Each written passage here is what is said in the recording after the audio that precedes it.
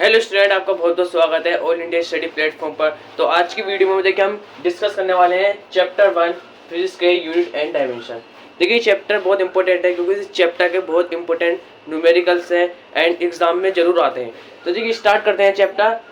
तो सबसे पहले देखिए मैंने टॉपिक लिख दिए हैं 1 2 3 4 5 6 7 टॉपिक है। तो अगर 7 टॉपिक है 1 2 3 4 5 6 और 7। ये 7 टॉपिक बहुत इंपॉर्टेंट है क्योंकि इस टॉपिक पे सबसे ज़्यादा सवाल पूछे जाते हैं और ये टॉपिक आपके लिए बहुत ज़रूरी है अगर आप 11th क्लास की पढ़ाई कर रहे हैं। ठीक है, तो चलिए स्टार्ट करते हैं। सबसे पहले देखो हम टॉपिक वाइज स्टार्ट करते हैं। नंबर 1 टॉपिक क्या लिखा हुआ है, what is unit and dimension. देखिए यूनिट एंड डायमेंशन, चैप्टर का नाम भी यही यूनिट एंड डायमेंशन। देखिए यूनिट क्या होती है, अगर मैं बात बताऊं यूनिट क्या होती है तो फॉर एग्जांपल अगर मैं लिखता हूँ 10 किलोग्राम, 10 किलोग्राम में जो हमारी ये हो गई,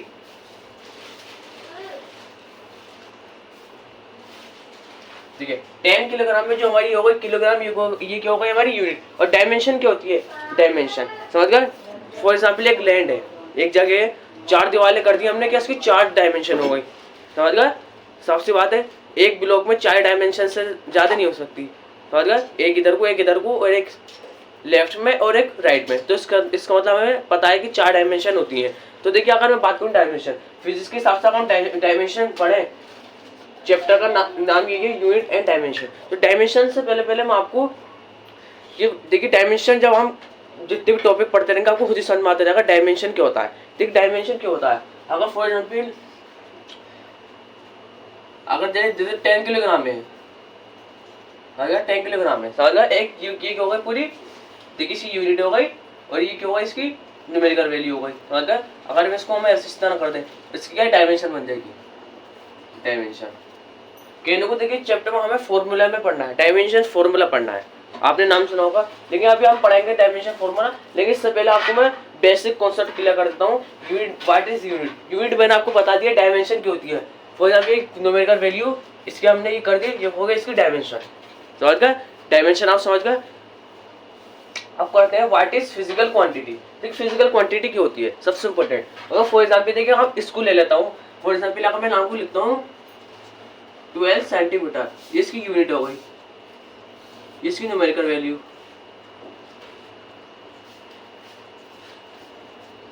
देखिए 2 इसकी क्या हो गई न्यूमेरिकल वैल्यू, इसकी सेंटीमीटर ये कोई यूनिट हो गई। इतना तो आपको पता होगा, जितनी भी सेंटीमीटर, किलोग्राम और बहुत सारी केल्विन हो गई, टेम्परेचर की जितनी भी होती है हमारी यूनिट होती है। अब सोचने वाली बात है, हमारा जो मेन मकसद है ये है फिजिकल क्वांटिटी। फिजिकल क्वांटिटी क्या होती है, देखिए फिजिकल क्वांटिटी का अगर मैं बात करूँ, रुक जाइए देखिए, अगर देखिए फिजिकल क्वांटिटी का अगर मैं बात करूँ तो सबसे इम्पोर्टेंट आप देख होंगे 2 सेंटीमीटर। 2 सेंटीमीटर, 2 इसकी न्यूमेरिकल वैल्यू हो गई, सेंटीमीटर इसकी यूनिट हो गई। अगर मैं बात करूँ तो कि न्यूमेरिकल वैल्यू जो होती है प्लस न्यूमेरिकल वैल्यू प्लस और इसकी यूनिट, समझ गए। इसको हम देखिए न्यूमेरिकल वैल्यू को एन से डिनोट करते हैं, प्लस यूनिट को हम यू से डिनोट करते हैं, तो हमारी इक्वल टू क्या हो जाएगी। अब ये फिजिकल क्वांटिटी पी, समझ गए, फिजिकल क्वांटिटी और इसकी फिजिकल क्वांटिटी, ये हमारा फॉर्मूला बन जाता है physical quantity equal to n plus u. समझ गए, इतना बता दिए। देखिए आपको कुछ देखना होता है आप समझिए। देखिए आपने इतना उतार लिया है, कुछ आपको कुछ डिस्कस करना होता है आप कमेंट में बता सकते हैं मुझे। देखिए हमने क्या लिखा, फिजिकल क्वांटिटी, समझ गए, ये 2 सेंटीमीटर, 2 सेंटीमीटर क्या पूरी दोनों मिला के यूनिट एंड न्यूमेरिकल वैल्यू मिला के हमारी फिजिकल क्वांटिटी किसकी इक्वल होती है, न्यूमेरिकल वैल्यू जिसे हम एन से डिनोट करते हैं और यूनिट को यू से डिनोट करते हैं। तो पूरा हमारा सिस्टम बन जाता है एन प्लस यू। समझ गए, हम आगे पढ़ते हैं। देखिए हमने क्या पढ़ लिया, आपको यूनिट, यूनिट क्या होती है किलोग्राम, सेंटीमीटर, जो न्यूमेरिकल वैल्यू के आगे होती है। और डायमेंशन क्या होती है, दुनिया का आप कोई सी भी यूनिट ले लीजिए, फिजिकल क्वांटिटी ले लीजिए, अगर हमने कोई भी न्यूमेरिकल वैल्यू, अगर मैं 10 भी ले लूँगा, यहाँ को 10 भी ले लूँगा तो उसकी 10 की डायमेंशन हो गई। अगर मैं आपको किलोग्राम ले लूँगा तो किलोग्राम की भी ये डायमेंशन हो गई। देखिए आपको देख लिया होगा। अगर नेक्स्ट की बात करूँ, फिजिकल डायमेंशन मैंने बता दी, यूनिट मैंने आपको बता दी। हाँ ठीक है, हम सबसे पहले बेसिक क्लियर करता हूँ आपके। अब पढ़ते हैं फिजिकल क्वांटिटी। फिजिकल क्वांटिटी मैंने आपको बताया फिजिकल क्वांटिटी क्या होती है, ये आपको देखिए न्यूमेरिकल वैल्यू प्लस यूनिट इसकी हो गई। 7 फंडामेंटल क्वांटिटी, देखिए 7 फंडामेंटल क्वांटिटी क्या होती है। सबसे पहले आपको मैं इसका पूरा टेबल बना के दिखा देता हूँ और एनसीईआरटी में आपको पूरा टेबल आप इसको बनाना भी और याद भी करना। अगर मैं लिखूँ 7 फंडामेंटल क्वांटिटी,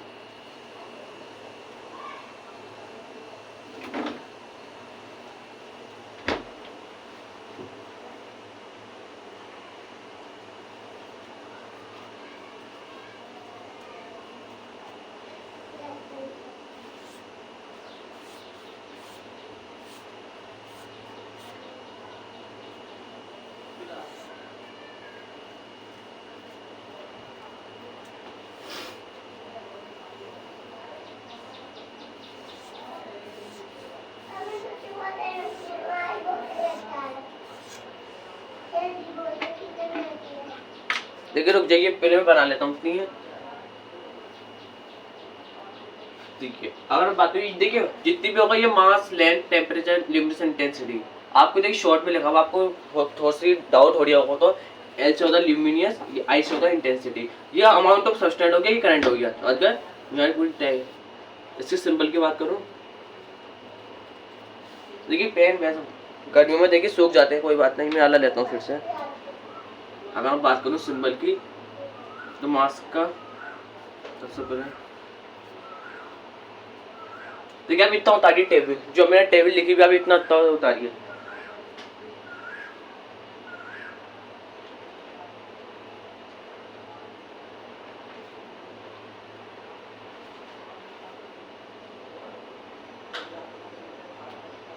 देखिए अगर मैं बात करूं मास की, ये हमारा मास हो गया, इसका जो सिंबल होगा मास का एम होगा, लेंथ का एल होगा, टेम्परेचर का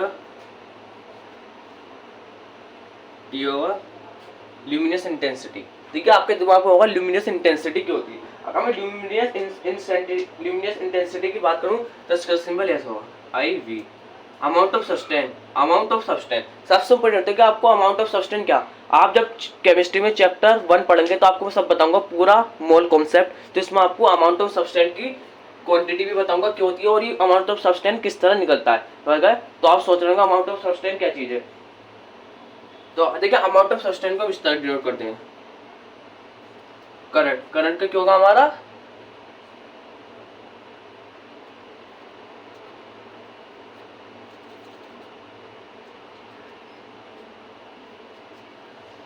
करंट का हमारा आई हो जाएगा। ठीक है इतना उतारिए आप।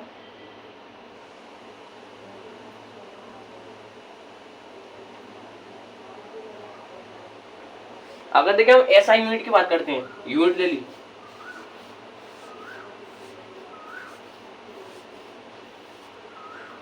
एसआई यूनिट की अगर मैं बात करता हूँ, देखिए मास की जो होगी किलोग्राम, लेंथ की होगी मीटर, टेम्परेचर की केल्विन, ल्यूमिनस इंटेंसिटी। ठीक है आपने देखा होगा ल्यूमिनस इंटेंसिटी का हमने सिंबल ये पढ़ा, समझ गए, ल्यूमिनस इंटेंसिटी का नंबर हमने ये पढ़ा, तो इसकी देखिए कैंडिला होगी। देखिए आपको दिख रही होगी, देखिए हमने क्या पढ़ा, मास की किलोग्राम, लेंथ की ये बेसिक होगा मास किलोग्राम आपको पता होगा, लेंथ की मीटर, टेम्परेचर की केल्विन, ल्यूमिनस इंटेंसिटी की कैंडिला, अमाउंट ऑफ सब्सटेंस की हो गई हमारी मोल, MOL इसकी हो गई मोल, और करंट की क्या हो गई हमारी सेकंड। देखिए क्वांटिटी पढ़ी, सिंबल पढ़ा, फिर यूनिट पढ़ी, ये सही fundamental quantity is a very important.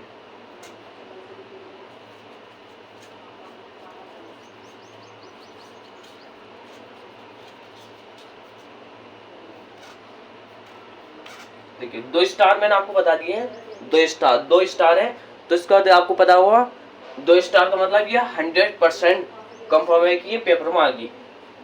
देखिए आपको इतना जितना भी हमने कर लिया है, आपको कुछ पूछना हो तो बताइए। और आपको मैंने देखिए पूरे सिंबल बता दिए हैं, यूनिट बता दिए, सेवन फंडामेंटल क्वांटिटी। आपको जितना उतारना उतारिए, फिर मैं आगे चलता हूँ।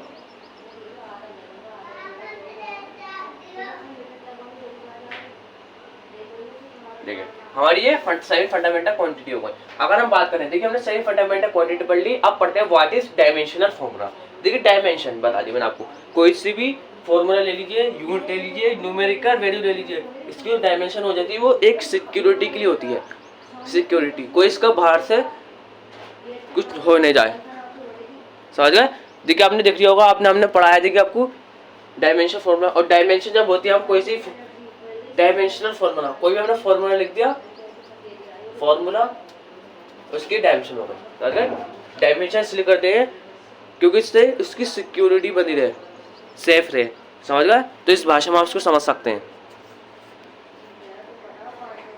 देखिए हमने इतना पढ़ लिया है कि वेरी इंपॉर्टेंट है हमारा सेवन फंडामेंटल क्वांटिटी। और डायमेंशन मैंने आपको बताया, डायमेंशन कोई सी फॉर्मूले में रख लीजिए, न्यूमेरिकल वैल्यू में रख लीजिए, यहाँ तक कि आप कोई सी भी न्यूमेरिकल वैल्यू में रख लीजिए, और यहाँ तक कि कोई सी भी यूनिट रख लीजिए। जब डायमेंशन हमारी हो जाती है तो हम इसे सिक्योरिटी और सेफ, कोई सी देखिए किलोग्राम के ऊपर डायमेंशन है तो एक किलोग्राम को सेफ बनाएगा, सिक्योरिटी, क्योंकि डायमेंशन लगा देते हैं हम, समझ गए। तो मैंने इसको देखिए आपको रियल लाइफ एग्जाम्पल दे दिया है। अगर हम बात करते हैं डायमेंशन फॉर्मूला, देखिए अगर हम फिजिक्स में पढ़े डायमेंशनल फॉर्मूला क्या होता है, समझ गए। डायमेंशनल फॉर्मूला क्या होता है, तो सब पहले तो मैं आपको देखिए इसको हिंट बता देता हूँ, फिर आपको एक मैं आपको कैलकुलेशन करके दिखाऊंगा डायमेंशनल फॉर्मूला की, समझ गए। अगर मैं बात करता हूँ देखिए डायमेंशनल फॉर्मूला क्या होता है, तो आप बहुत बढ़िया करके देखिए।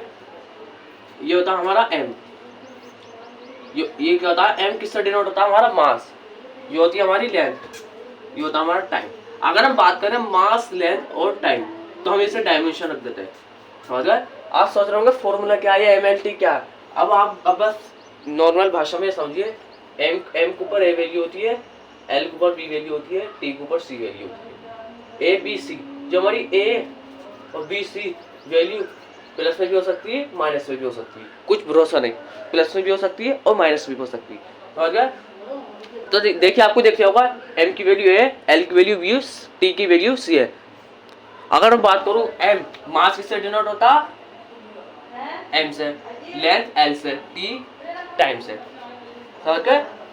अगर अगर आपको बताऊं मैं abc प्लस और माइनस कोई से, फॉर एग्जांपल अगर b की वैल्यू प्लस 1 भी हो सकती है, प्लस माइनस भी हो सकती है, t की वैल्यू +2 भी हो सकती है और माइनस का 2 भी हो सकती है, कुछ भी हो सकती है। वो किसके ऊपर डिपेंड है, अगर हम किस तरह हमारी वैल्यू निकल रही है, नॉर्मल फॉर्मूला डायमेंशन। और एक डिफरेंस और बताता हूँ आपको मैं,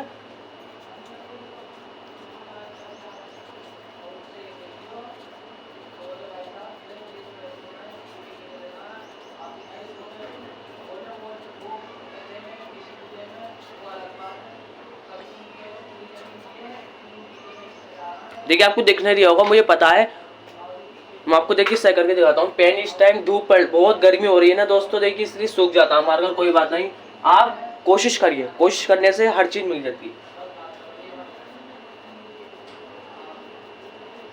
देखिए नॉर्मल फॉर्मूला और डायमेंशनल फॉर्मूला, देखिए सोचने वाली बात है, नॉर्मल फॉर्मूला और डायमेंशनल फॉर्मूला का जो डिफरेंस है आसमान और जमीन तक का है, दोनों सेम नहीं हो सकते, समझ गए। इनकी वैल्यू कोई फॉर एग्जाम्पल कोई फॉर्मूला लगा रहा है कोई से भी न्यूमेरिकल में, समझ गए, कोई से भी अगर हम फॉर्मूला लगा रहे हैं न्यूमेरिकल वैल्यू में, तो इसका डिफरेंस बहुत अलग अलग होगा। अगर बात करते हैं हम नॉर्मल फॉर्मूले की, नॉर्मल फॉर्मूला और डायमेंशन फॉर्मूले दोनों में बहुत अंतर होता है, समझ गए। और अगर हम बात करें नॉर्मल फॉर्मूला और डायमेंशन फॉर्मूला, नॉर्मल फॉर्मूला अगर फॉर एग्जाम्पल ले लेते हैं हम वेलोसिटी का, क्या वेलोसिटी नहीं, हम ले लेते हैं फॉर एग्जाम्पल हम प्रेशर का अगर हम फॉर्मूला लेते हैं, प्रेशर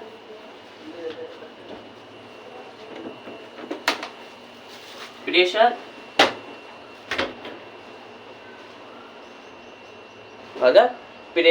F है। अगर आप सोचने वाली बात देखो क्या, अगर हम प्रेशर लेते हैं, प्रेशर के नीचे अगर आएंगे फोर्स इनटू एरिया, प्रेशर का जो ये क्योंकि हमारा नॉर्मल फॉर्मूला प्रेशर को क्या हमारा नॉर्मल फॉर्मूला, इसकी जो फॉर्मूला जो बना हमारा फोर्स इंटू एरिया। अब फोर्स का भी एक क्या होता है, फॉर्मूला होता है। तो अगर देखिए हम हमें अगर निकालना हो, देखिए 7 फंडामेंटल क्वांटिटी जो होती हैं वो किसी पे डिपेंड नहीं होती, समझ गए, किसी पे डिपेंड नहीं होती। जो हमारा प्रेशर जो है मैं आपको बताऊंगा फंडामेंटल क्वांटिटी और ड्राइव क्वांटिटी, और उनका फॉर्मूले भी अलग अलग। अगर देखिए जो फॉर्मूला प्रेशर, ये ड्राइव क्वांटिटी का फॉर्मूला है, ड्राइव क्वांटिटी का फॉर्मूला। और जितने भी जो हमारे फॉर्मूले बनेंगे लेंथ टेम्परेचर, ये जब किसके हैं, हमारे फंडामेंटल क्वांटिटी। अगर हम बात करते हैं प्रेशर, प्रेशर कैसा होता है, फोर्स इनटू एरिया। फोर्स क्या निकालेंगे,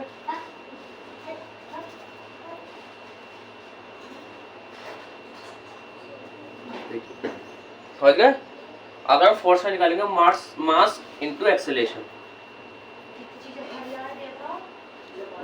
देखिए इतना उतारिए, देखिए आपको, आप इतना उतारिए पहले,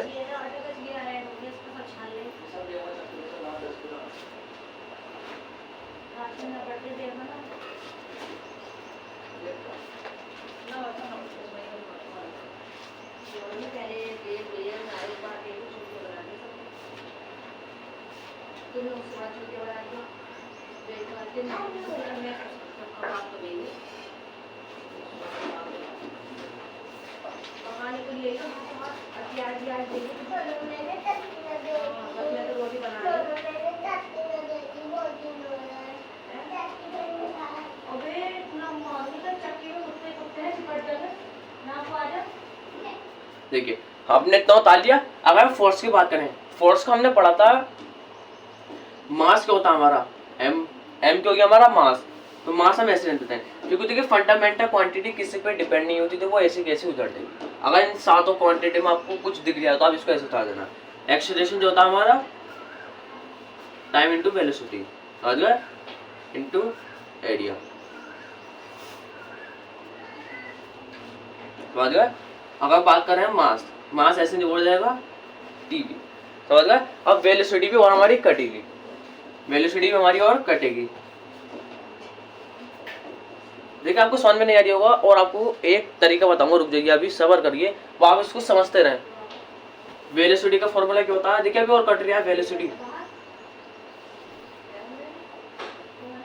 देखिए टाइम पहले का टाइम ऐसे था, दूसरा टाइम आ गया हमारा जो वेलोसिटी जो है, क्या हमारी वेलोसिटी जो है, इसे हम टीडी भी लिख देंगे। टीडी मतलब डिस्प्लेस अपॉन टाइम, बराबर एरिया ऐसे। देखिए मास ऐसे लिया जाएगा, डिस्प्लेसमेंट हम एल आता है, एरिया जो आ जाएगा हमारा क्या है, एरिया किस पे नापते हैं हम, बताइए, लेंथ पे। हमारा जो टाइम आएगा तो हमारे आ गया। इतना उतारिए, देखिए आप इतना उतारिए, देखिए आपने इतना उतार लिया है। लेकिन दोस्तों मुझसे स्टूडेंट एक गलती हो चुकी है, एरिया को हम, एरिया की जो यूनिट निकलती है स्क्वायर में निकलती है, तो हम एरिया को दोबारा देखिए एम ऐसे लिखेंगे, एल ऐसे लिखेंगे, हमारा जो एरिया है ये 2 बार लिखा जाएगा, 2 बार।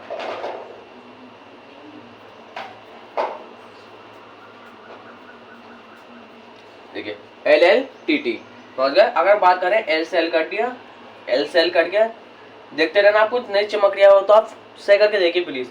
एल से एल कट गया, देखिए एल से एल कट गया, जो हमारा हो गया एल इंटू सॉरी ऐसे कट गया, जो हमारा एल ऐसे आ गया, और जो हमारा टी है टी स्क्वायर हो गया। देख कुछ प्रॉब्लम नहीं, एम एल से एल कट गया ऐसे, एल की वजह टी को हम टी को करेंगे टी स्क्वायर आ जाएगा। आपको पता है आज का जो फॉर्मूला बना हमारा वो बना डायमेंशन करेंगे, जब सबसे पहले डायमेंशन फॉर्मूला हमें डायमेंशन में करना, कन्वर्ट करना।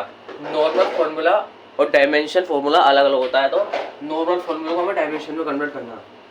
एम ऐसे लिखेंगे 1, m1 आ गया, और इंटू एम के बाद क्या आता है लेंथ, हमने आपको बताया था क्या, एम के बाद आता है लेंथ,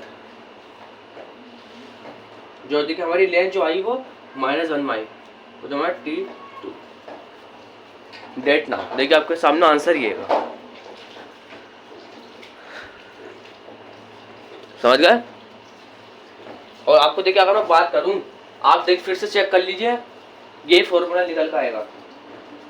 अगर और आपको देखिए बच्चे जो डिफिकल्टी करते हैं वो इसमें करते हैं। अगर फॉर्मूला अगर मैं लिख दूँ ऐसे, अगर देखिए फॉर एग्जाम्पल अगर मास, अगर यहाँ पे मास नहीं होता, अगर सुनते रहना, अगर यहाँ पे मास नहीं होता तो हम जीरो लगा देते, जीरो n0 d0।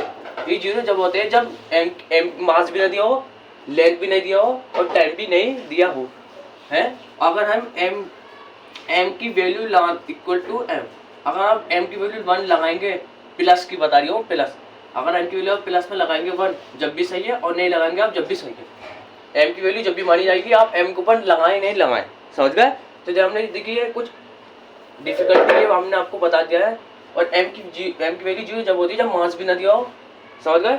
अगर m 1 लगा दिया तो हमें तब पता चल जाता है कि m जो है एक बार है, समझ गए। और m2 इक्वल टू m की वैल्यू 2 जब होगी हमें पता चलेगा कि मास 2 बार है। अगर देखिए मैं एक ट्रिक बताता हूँ, तो इससे पहले आपको की पॉइंट्स बता देता हूँ मैं, इसके बाद नेक्स्ट टॉपिक है की पॉइंट्स। की पॉइंट्स ये कि देखिए एनर्जी, दुनिया की आप कोई सी एनर्जी ले लीजिए, काइनेटिक ले लीजिए, बहुत सारी एनर्जी है, पोटेंशियल एनर्जी है, बहुत सारी एनर्जी, सबकी जो वैल्यू होगी वो एक ही होगी। क्या सबकी वैल्यू जो होगी वो एक ही होगी। इतना देखिए हमने फॉर्मूला आपको लिख दिया, पहले आप इतना उतार लीजिए। आपको लग गया होगा कि बहुत डिफिकल्टी है देखिए इस फॉर्मूले में, आपने एफ की वैल्यू एम कैसे आ गई, मैं आपको फिर से समझाऊंगा, लेकिन इससे पहले आपको पहले ही फॉर्मूला उतार लीजिए।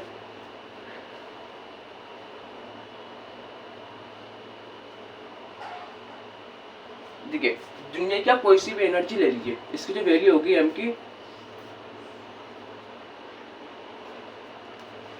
एम एल की पावर -2 और टी की पावर 2। दुनिया की कोई सी भी एनर्जी ले लीजिए जिसकी पावर ये होगी। फोर्स की वैल्यू, फोर्स आप दुनिया की कोई सी भी फोर्स लीजिए, दुनिया की कोई सी भी फोर्स लीजिए, इसकी जो वैल्यू होगी हमारी,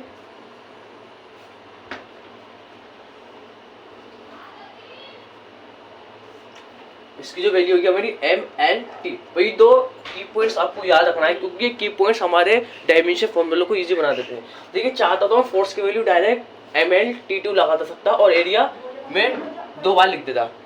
2 बार मतलब एरिया किस में निकलता, लेंथ पर, एल इंटू एल में लिख देता। अब सोचने वाली देखिए बात ये है कि मैं चाहता तो अब मैंने आपको डीपली समझाने के लिए, डीपली समझाने का मतलब ये नहीं है, देखिए आपसे देखिए ऐसा क्वेश्चन मैं मानता हूँ कॉम्पिटिशन एग्जाम में आते हैं और तो टाइम बहुत कम होता है। अगर मैं आपको इसको इजी तरीके से दिखाऊं, easy method, pressure force upon area. अगर मैं बात करूं प्रेशर की, फोर्स कितनी है हमारी, हमने बताया आप कोई सी फोर्स ले लीजिए,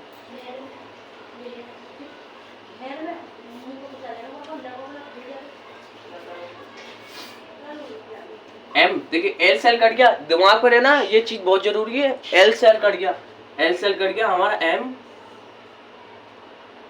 एल एल। देखिए अपॉन के नीचे जितनी भी आपको पता होगा, आपने देखिए आप मैथ कब से पढ़ते आ रहे हैं, आप मैथ पढ़ते आ रहे हैं जब से आपने स्कूल में जाना शुरू करा। आपने जितने आप देखिए 11 क्लास का चैप्टर है, 10 तक आपने मैथ में पढ़ा होगा, जितनी भी अपॉन के नीचे जो वैल्यू होती है माइनस होती है।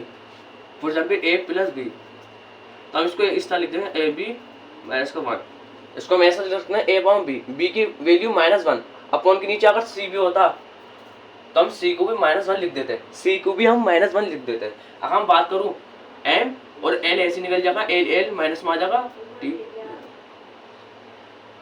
आ जाएगा। तो हमारी देखिए वैल्यू एम एल, देखिए ये 5 स्टेप में आया, ये बस 2 स्टेप में, क्योंकि की पॉइंट्स ऐसे पॉइंट्स होते हैं जो हमारे क्वेश्चन को आसान बना देते हैं। तो इसलिए हमने देखिए ये हमारी एक भी वैल्यू निकल गई, 2 लाइन में, हमारी एक 10 लाइन में। तो मेथड अच्छा सा याला भी हो याला भी, ये इन बच्चों के लिए जिन बच्चों को फॉर्मूला एकदम से याद नहीं होते, मुझे भी एकदम से याद नहीं होते फॉर्मूले, कुछ फॉर्मूला मुझे भी याद नहीं है, समझ गए। देखिए हमने देखो साथ में की पॉइंट्स भी बता दिया आपको और डायमेंशन फॉर्मूला भी बता दिया, समझ गए। देखिए पूरा पेज भर चुका है, ऐसी बात नहीं है। क्लासिफिकेशन ऑफ फिजिकल क्वांटिटी, देखिए कोई से क्लासिफिकेशन ऑफ फिजिकल क्वांटिटी, आप सब आपको जाऊंगा सर आप ये क्या बता रहा है, क्लासिफिकेशन क्या होता है। ये क्लासिफिकेशन ऑफ फिजिकल क्वांटिटी का मतलब होता है, देखिए सुनते रहना, प्लीज सुनते रहना, किस तरह क्लासिफाई कर सकते हैं फिजिकल क्वांटिटी को, 2 तरीके से, based on direction, based on direction आपका पुराना तरीका है, क्लासिफिकेशन, क्योंकि स्केलर एंड वेक्टर क्वांटिटी आप क्लास 10 में आपने पढ़ी होगी। अगर देखिए मैं ऐसे लिख दिखा देता हूँ, बेस्ड ऑन डायरेक्शन, तो मैं स्केलर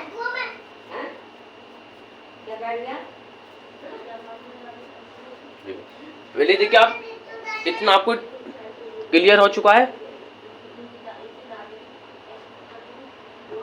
देखिए जो हमारी ये जो बेस्ट ऑफ डायरेक्शन जो हमारी होगी, बेस्ट ऑफ डायरेक्शन ये होगी हमारी बेस्ट ऑफ डायरेक्शन, ये होगी डायरेक्शन में।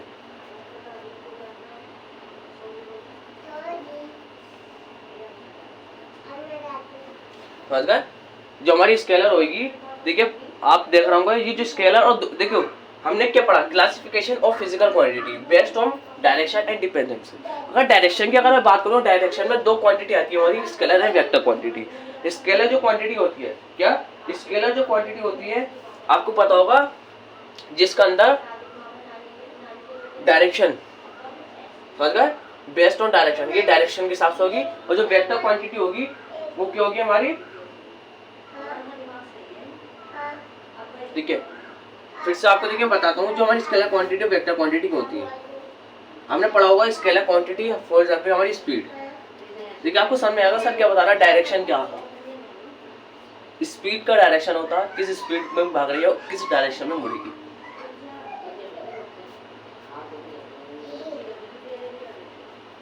आप देखिए इतना उतारिए, पहले आप इतना उतारिए एग्जाम्पल,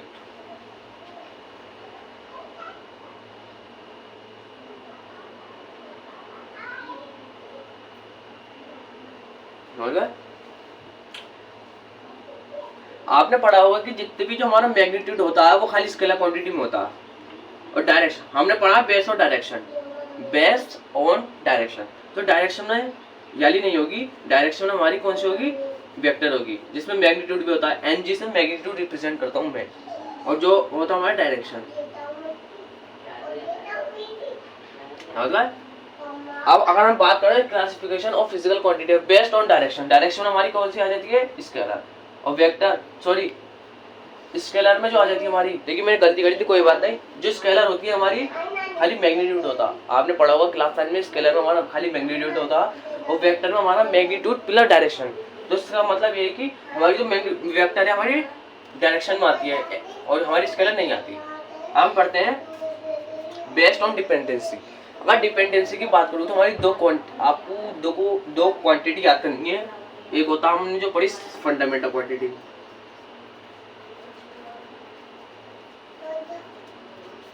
देखिए आपको दिख जाए, पहले आप इतना उतार लीजिए,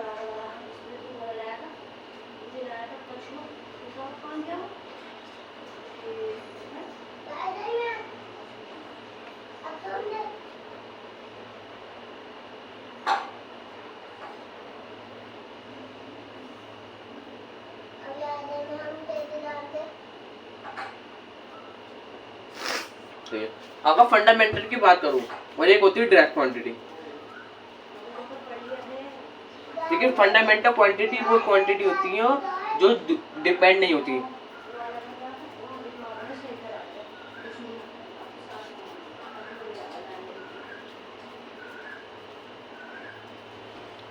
फंडामेंटल क्वांटिटी वो क्वांटिटी होती है जो डिपेंड नहीं होती।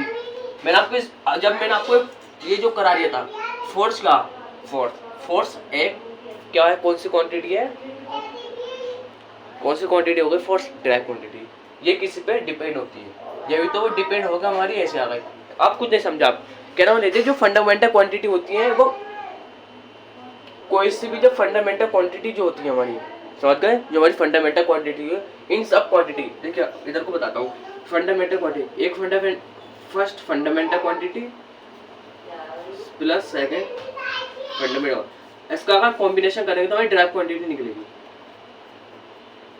कॉम्बिनेशन डायरेक्ट क्वांटिटी का मतलब होता है कॉम्बिनेशन ऑफ फंडामेंटल क्वांटिटी। जब डायरेक्ट क्वांटिटी एक प्रेशर डायरेक्ट क्वांटिटी, तो उसका देखिए जो हमारा निकला फोर्स में हमारा मास भी आ गया, जैसे कॉम्बिनेशन हो गया एक्सेलरेशन और मास का कॉम्बिनेशन।